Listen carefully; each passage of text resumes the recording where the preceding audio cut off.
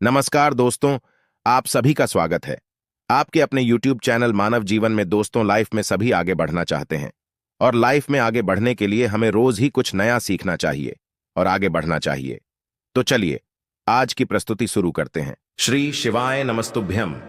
हर हर महादेव। दोस्तों, पूज्य गुरु जी ने अभी अपनी कल की शिव महापुराण की कथा में सोमवार विनायक चतुर्थी के दिन किया जाने वाला 11 गेहूं के दाने का एक ऐसा विशेष उपाय बताया है जो उन्होंने आज तक अपनी किसी भी कथा में नहीं बताया है। पूज्य गुरु जी ने कहा कि जब आपके हाथ तंग चल रहे हो, जब रुपये पैसे कहीं से प्राप्त ही ना हो पा रहे हो, जीवन में चारों तरफ से सिर्फ और सिर्फ परेशानियां आ गई हो, उनसे बाहर निकलने का कोई रास्ता ना दिखाई दे रहा हो, तो 3 मार्च 2025 सोमवार के दिन कर लेना 11 गेहूं के दाने वाला यह उपाय होगी। हर मनोकामना पूरी मिलेगी, सभी दोषों से मुक्ति, इतना धन आएगा कि संभाले नहीं संभलेगा। माता लक्ष्मी जी और महादेव जी के आशीर्वाद से पूरे साल धन बरसता रहेगा।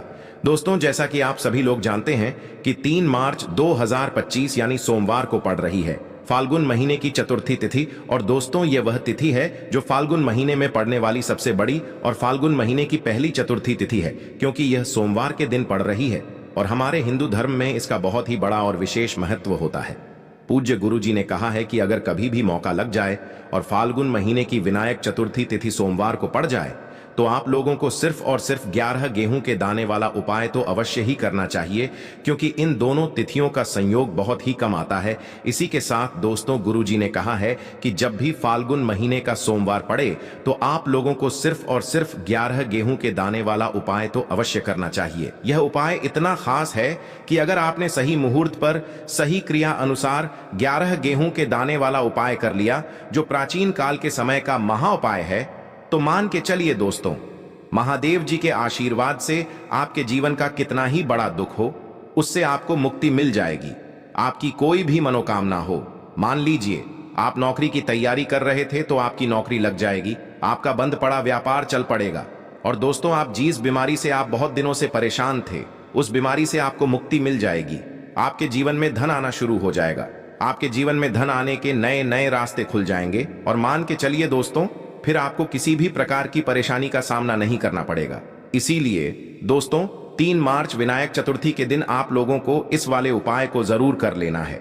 भले ही आपने पूरे साल भर इस उपाय को ना किया हो, पर अगर आपने इस फाल्गुन महीने में पड़ने वाली विनायक चतुर्थी के दिन अगर इस वाले उपाय को कर लिया, तो आपको इस उपाय को करने का वह फल मिलेगा जिसकी आपने कभी कल्पना भी नहीं करी होगी। इसीलिए आप लोग इस गेहूं वाले उपाय को एक बार जरूर कर लेना, ताकि आप लोगों के हाथ से यह मौका ना जा सके और आपको इस उपाय को करने का फल मिल सके। दोस्तों, यह उपाय पंडित जी ने अपनी अभी की ही शिव महापुराण की कथा में बताया है, जो इस उपाय को आज हम आपको बहुत अच्छे से समझाने वाले हैं। इस वीडियो को देखने के बाद इस उपाय को समझने के लिए आपको कोई और वीडियो को देखने की जरूरत नहीं पड़ेगी। तो दोस्तों, इस उपाय को आपको कैसे करना है, कब करना है, कहां पर करना है और उपाय को करते समय आपको किन किन गलतियों को नहीं करना है और आपको किन किन बातों का ध्यान रखना है, ये सारी जानकारी हम आपको इस वीडियो में देंगे। तो चलिए भक्तों, उपायों को शुरू करते हैं। अगर आप भी चाहते हैं कि महादेव जी का आशीर्वाद आप पर सदैव बना रहे, तो वीडियो को लाइक करें, चैनल को सब्सक्राइब करें और कमेंट बॉक्स में हर हर महादेव जरूर लिखें। और अपने फायदे के लिए, गरीबी दूर करने के लिए इस वीडियो को पूरा देख कर जाना। यदि आज आपने वीडियो को बीच बीच में से देखा, काट काट कर देखा, तो जीवन में आपको सफलता कभी हासिल भी नहीं होगी। देखिए दोस्तों, यह 3 मार्च सोमवार विनायक चतुर्थी का दिन यह इतना खास होता है, इतना महत्वपूर्ण होता है। देखा गया है कभी कभी बड़े बड़े पूजा पाठ अनुष्ठान से जो मनोकामना पूर्ण नहीं होते, वह 3 मार्च सोमवार के दिन एक छोटे से उपाय करने से ही आपकी मनोकामना पूर्ण हो जाती है। अब हम समझते हैं इस वाले उपाय को हमें करना किस समय है। इस 11 गेहूं के दाने वाले उपाय को हमें फाल्गुन महीने के विनायक चतुर्थी के दिन करना किस समय है। तो देखिए, इस उपाय को करने का जो समय है वह सुबह का समय है और शाम का समय भी है। अब देखिए, यहां पर हम मुख्य रूप से सुबह का समय नहीं बोलेंगे, क्योंकि 3 मार्च सोमवार का दिन है और इस दिन प्रदोष काल के समय का बहुत महत्व होता है। बाकी अगर सुबह के समय भी करेंगे तो भी अच्छा होगा, उसमें कोई भी दिक्कत वाली बात नहीं है। तो चलिए जानते हैं इस विशेष उपाय के बारे में। लेकिन उससे पहले एक प्रार्थना, अगर आप इस चैनल पर नए हैं तो आप इस वीडियो को लाइक करें, चैनल को सब्सक्राइब करें और कमेंट बॉक्स में आप अपनी राशि या अपना नाम जरूर डाल दें, क्योंकि हम राशि से जुड़ा भाग्य भी बताते हैं और भाग्य में चल रही परेशानियों को दूर करने के लिए वह आसान से आसान उपाय भी बताते हैं। तो चलिए अब हम अपने सबसे पहले उपाय की बात कर लेते हैं। देखो, गुरुजी ने कहा है कि अगर सोमवार के दिन विनायक चतुर्थी व्रत पड़ जाए तो इस दिन आपको 11 गेहूं के दाने वाला उपाय तो अवश्य ही करना चाहिए। देखो, यह उपाय यदि आपके जीवन में कर्जा बहुत अधिक है, आपके जीवन में संकट बहुत अधिक रहते हैं, आपके ऊपर बहुत अधिक विपदा आ रही है, बार बार आपको अपने व्यापार में और अपने धन में हानि देखने को मिल रही है, यानी कि आपको प्रत्येक कार्य में हानि हो रही है, तो आपको यह उपाय करना चाहिए।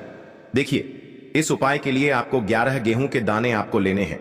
ठीक है, 11 दाने लेने के बाद में आपको जरूरत होगी चावल के दानों की।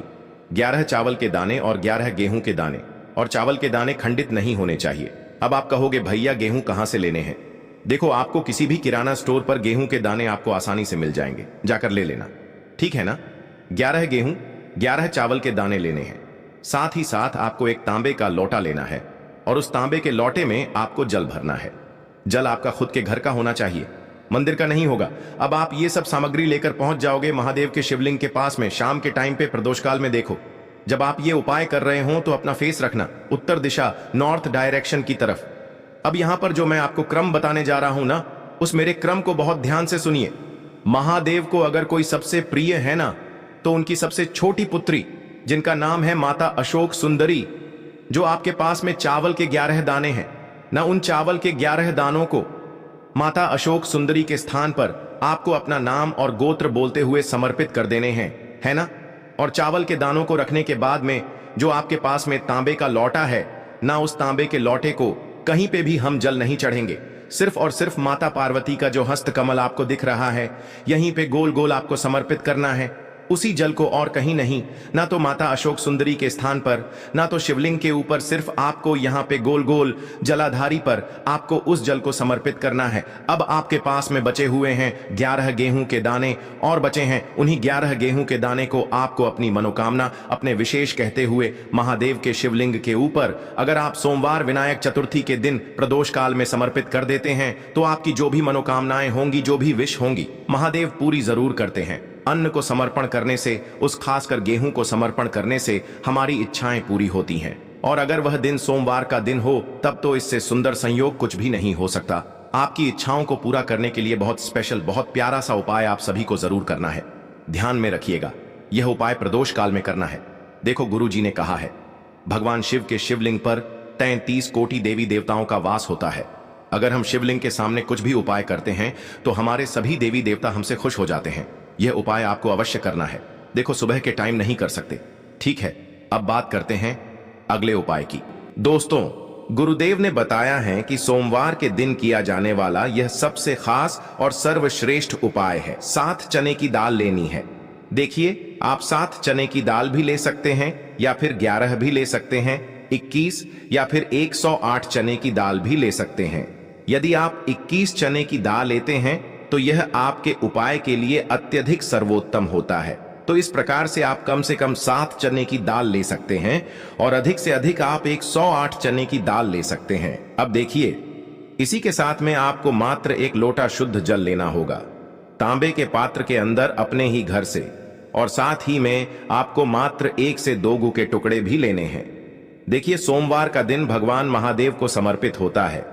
आपको यह जो सारी सामग्रियां हैं इन्हें लेकर के पहुंच जाना है भगवान शिव के मंदिर में। इस उपाय को आप सुबह से लेकर के शाम तक किसी भी समय में कर सकते हैं, लेकिन यदि आप शाम के समय इस उपाय को करते हैं तो यह उपाय आपके लिए और अधिक सर्वोत्तम होता है।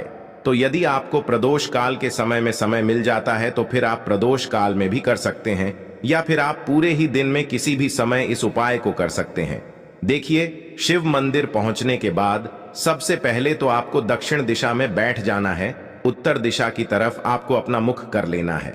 लेकिन यदि शिवालय में भीड़ है, शिव मंदिर में भीड़ है, तो फिर आप किसी भी दिशा में बैठकर इस उपाय को कर सकते हैं। तो देखिए, सबसे पहले आपके पास जो गुड़ के टुकड़े हैं, जो आप गुड़ के टुकड़े लेकर के आए थे, उन्हें आपको शिवलिंग के सामने ही जो आपके पास एक लोटा जल है, उस पात्र में आपको ये गुड़ के टुकड़े डाल देना है। इसी के साथ में आप जो चने की दाल लेकर के आए थे, चाहे आप 7 चने की दाल लेकर के आए हैं, 11, 21 जितने भी आप चने की दाल लेकर के आए हैं, इस चने की दाल के ऊपर आपको जो आपके पास गुड़ वाला जल आपने तैयार किया है, इसमें से थोड़ा सा जल आपको इस चने की दाल पर डाल लेना है।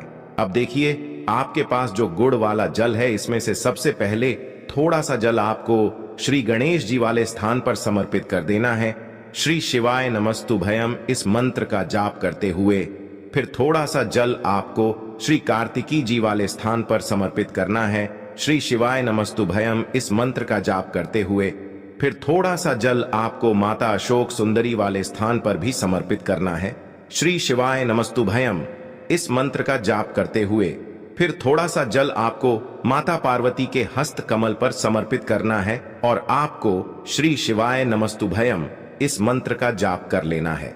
अब देखिए दोस्तों, आपके पास जो थोड़ा सा जल और शेष बचेगा, इसमें से आपको केवल थोड़ा सा जल शिवलिंग पर अर्पित कर देना है और अंत में आपको उस पात्र में थोड़ा सा जल और शेष बचाना है।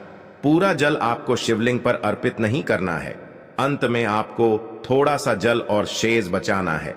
अब देखिए, आप जितनी भी चने की दाल लेकर के आए हैं, अगर आप 7 चने की दाल लेकर के आए हैं तो आपको 7 बार श्री शिवाय नमस्तुभयम इस मंत्र का स्मरण कर ले है। यदि आप 11 चने की दाल लेकर के आए हैं तो फिर आपको 11 बार इस मंत्र का जाप करना है। जितनी भी चने की दाल लेकर के आए हैं उतनी बार आपको श्री शिवाय नमस्तुभयम है इस मंत्र का जाप करना है और फिर आपको ये जो चने की दाल है इसे शिवलिंग के ऊपर ही समर्पित कर देनी है। लेकिन आपको यह चने की दाल बृहस्पति शवर महादेव का स्मरण करते हुए ही शिवलिंग पर अर्पित कर देनी है और आपको अपनी मनोकामना को भी बोल देनी है। आपकी जो भी मनोकामना है, चाहे वह धन प्राप्ति को लेकर हो, नौकरी से संबंधित हो, विवाह से संबंधित हो या फिर आपके मकान जमीन जायदाद से संबंधित हो, चाहे गृह क्लेश से संबंधित हो या फिर किसी भी प्रकार की जो मनोकामना है, उसे आपको बृहस्पति शवर महादेव से परिपूर्ण करने की प्रार्थना कर लेनी है। और इसके बाद आपके पास जो पात्र के अंदर थोड़ा सा से जल और बचा हुआ था, इसे भी आपको धीरे धीरे भगवान शिव की शिवलिंग पर ही अर्पित कर देना होगा। श्री शिवाय नमस्तुभयम इस मंत्र का जाप करते हुए पूज्य गुरु जी कहते हैं का सोमवार जो भी व्यक्ति इस प्रकार से यह चमत्कारिक उपाय कर लेता है तो उसकी जो मनोकामना है वह भगवान लक्ष्मी नारायण की कृपा से तथा महादेव की कृपा से बहुत ही जल्द परिपूर्ण हो जाती है। बात करते हैं अगले उपाय की। देखो, इस उपाय के लिए आपको मात्र 2 लौंग लेनी होगी, यानी कि आपको लौंग का जोड़ा लेना है। 2 फूल वाली आपको लौंग लेनी है। लौंग का जोड़ा कहीं से भी खंडित नहीं होना चाहिए, इस बात का ध्यान रखें। इसी के साथ में आपको लेना होगा लाल चंदन का पाउडर। देखिए, यदि आपके पास लाल चंदन की लकड़ी है तो उसे घिसकर भी आप चंदन के रूप में प्रयोग कर सकते हैं। यदि पाउडर है तो उसका भी आप अपने उपाय के लिए प्रयोग कर सकते हैं। देखिए, चंदन जो है वो तेज का प्रतीक माना गया है और साथ ही साथ जीवन के अंधकार को दूर करने का प्रतीक माना गया है। अब इसी के साथ में आपको मात्र एक तांबे के पात्र के अंदर शुद्ध जल लेना होगा अपने घर से। अब दोस्तों, ये तीनों सामग्री लेकर के सीधे आपको पहुंच जाना होगा भगवान शिव के मंदिर में। देखिए, इसी के साथ में आपको एक गोल बाती का दीपक भी लेना होगा। दीपक आप मिट्टी का भी ले सकते हैं, शुद्ध आटा मढ़कर उसका भी तैयार कर सकते हैं और दीपक में आपको शुद्ध घी का प्रयोग करना है। लेकिन जैसे ही आप इन सभी सामग्रियों को मंदिर में लेकर के पहुंचेंगे, मंदिर में जैसे ही आप चौखट के वहां पर पहुंचेंगे तो मंदिर की चौखट के सीधे तरफ आप जो अपने साथ एक गोल बाती का दीपक लेकर के आए हैं उसे आपको सबसे पहले तो प्रज्वलित कर देना है। यानी कि जैसे ही आप मंदिर की चौखट के वहां पर प्रवेश करते हैं तो उसके सीधे तरफ आपको ये गोल बाती का दीपक प्रज्वलित कर देना है। अब देखिए, जैसे ही आप यह दीपक प्रज्वलित करेंगे तो आपकी जो भी मनोकामना है उससे आपको बोल देना है। आप इस दीपक को इस प्रकार से प्रज्वलित करने के बाद इन सभी सामग्रियों को आपको शिवलिंग के पास में लेकर पहुंच जाना है। अब देखिए दोस्तों, आपके पास जो एक तांबे के पात्र के अंदर शुद्ध जल है उसमें से आपको केवल आधा लोटा जल ही भगवान शिव के शिवलिंग पर अर्पित करना है। आधा लोटा जल आपको उसी पत्र के अंदर बचा लेना है। अब दोस्तों, आपके पास जो 2 लौंग हैं यानी कि लौंग का जोड़ा है, उससे आपको अपना नाम और अपने गोत्र को बोलते हुए आपकी जो भी समस्या चल रही है, आपके जीवन में जो भी परेशानी उत्पन्न हो रही है, उन्हें आपको बोल देना है। और ये जो लौंग का जोड़ा है इसे आपको भगवान शिव के शिवलिंग पर अर्पित कर देना है। जैसे आप ये 2 लौंग शिवलिंग पर चढ़ाएंगे तो अपना हाथ जो है वहां पर आपको रखना है और महादेव से आपको प्रार्थना करनी है कि मेरे जीवन की ये जो परेशानियां हैं ये सभी दूर हो जाएं। यानी कि आपके जीवन में धन की संबंधित परेशानी चल रही है, कर्ज की समस्या चल रही है, बच्चों का पढ़ाई लिखाई में मन नहीं लग पा रहा है, घर के जो आर्थिक संकट है वह सभी दूर हो, व्यापार आपका ढंग से नहीं चल पा रहा है, घर में रोग की स्थिति बनी हुई है, यानी कि जिस भी प्रकार की आपकी समस्याएं हैं उसे आपको महादेव से बोल देना है और महादेव से इन सभी समस्याओं को दूर करने के लिए आपको प्रार्थना कर लेनी है। अब देखिए दोस्तों, आपने जो 2 लौंग शिवलिंग पर समर्पित की थी उससे आपको वहां से उठा लेना है और इन दोनों लौंग को आपको शिवलिंग से उठा करके सीधे उससे जल के पात्र के अंदर डाल देना है। यानी कि अपने आधा लोटा जल और बचाया हुआ था उसी के अंदर आपको ये 2 लौंग डाल देनी है और साथ में आप जो लाल चंदन लेकर के आए थे उस लाल चंदन को भी आपको उसी पात्र के अंदर डाल देना है। यानी कि आधा लोटा जल और बचा हुआ है तो उसी आधे लोटे जल के अंदर आपको ये लाल चंदन भी डाल देना है। अब देखिए, इस आधे लोटे जल में है जिसमें अपने 2 लौंग डाली है, लाल चंदन डाला है, उसे सीधे लेकर के आपको पहुंचना है बेलपत्र के वृक्ष के। वहां पर देखिए बेलपत्र का वृक्ष यदि आपके घर पर है तो वहां पर आपको आ जाना है, आपके घर के आसपास कहीं भी है तो वहां पर आपको पहुंच जाना है और उसके बाद आपका जो मुख है वह दिशा की ओर होना चाहिए और उसके बाद आपको अपना नाम और अपनी गोत्र को बोलना है और पुनः अपने जो भी परेशानियां शिवलिंग के पास में बोली थी उन्हें आपको वापस से बेलपत्र के वहां पर भी बोल देनी है।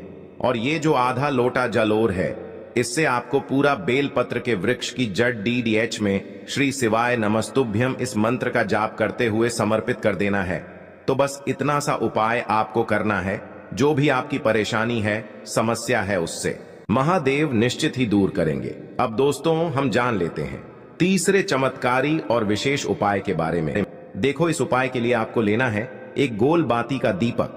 आप चाहें तो मिट्टी का ले सकते हैं या फिर घर से शुद्ध आटा मढ़कर उसका दीपक आप तैयार कर सकते हैं। इसके बाद आपको लेना है शुद्ध गाय का घी। अगर वो नहीं है तो कोई भी देसी घी इस्तेमाल कर सकते हैं जिससे आपको दीपक प्रज्वलित करना है। देखो, अब ये सब सामग्री लेकर आपको जाना है प्रदोष काल में आपके घर पर तुलसी जी के घेरे के पास में। देखो, ये उपाय तो आपको अवश्य करना है। देखो, वहां पहुंचकर सबसे पहले वो दीपक आपको प्रज्वलित कर देना है और ओम नमो भगवते वासुदेवाय नमः का 11 बार जाप करना है। उसके बाद आपको अपने सीधे हाथ में थोड़ी हल्दी लेकर उस दीपक में अपना नाम और गोत्र बोलते हुए डाल देना है।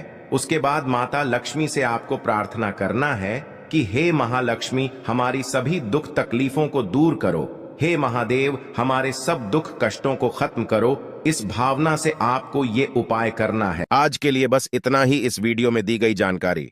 अगर आपको अच्छी लगी हो तो प्लीज हमारे चैनल मानव जीवन को सब्सक्राइब करें, लाइक करें और हमारे वीडियो में अंत तक बने रहने के लिए धन्यवाद।